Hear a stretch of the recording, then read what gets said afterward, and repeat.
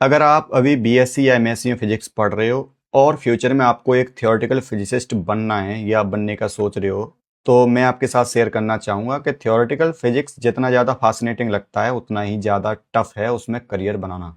अगर आप पास्ट में जाएं तो एल्बर्ट आइंस्टाइन का ही केस ले लीजिए, जो कि एक बहुत बड़े थियोरेटिकल फिजिसिस्ट थे। अपने करियर के शुरुआत के दिनों में उनको यूनिवर्सिटी में फैकल्टी पोजीशन नहीं मिली थी, उनको एक पेटेंट ऑफिस में काम करना पड़ा था अपनी रिसर्च को कंटिन्यू रखने के लिए। और आज तो कंपटीशन उससे भी ज़्यादा है। इसलिए अगर आप सिर्फ text books and mathematical derivations तक ही लिमिटेड रहोगे तो फ्यूचर में अपॉर्चुनिटी बहुत कम हो सकती हैं।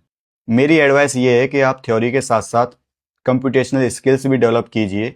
आज की थ्योरेटिकल फिजिक्स में numerical methods, simulations and data analysis का रोल बहुत इंपॉर्टेंट हो चुका है। चाहे आप कॉस्मोलॉजी में काम करें, पार्टिकल फिजिक्स में काम करें, या फिर कंडेंस मैटर फिजिक्स में, या फिर क्वांटम मैकेनिक्स में काम करें, कोडिंग लगभग हर जगह इंपॉर्टेंट हो चुकी है। इसलिए अगर आपने अभी तक कोडिंग शुरू नहीं की है तो सबसे पहले आप पाइथन से स्टार्ट कीजिए। उसके बाद नमपाई, साइपाई और मैटप्लॉटलिब जैसी लाइब्रेरीज को सीखिए।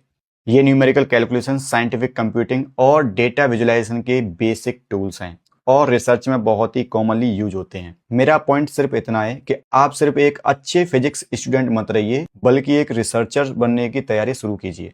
तो अगर आप थ्योरी के साथ साथ कोडिंग और कंप्यूटेशनल फिजिक्स की स्किल्स भी डेवलप करते हो तो आपके पास रिसर्च की भी ज़्यादा अपॉर्चुनिटीज होंगी और एकेडमिया के बाहर इंडस्ट्री में भी आपके करियर ऑप्शंस काफ़ी स्ट्रांग होंगे।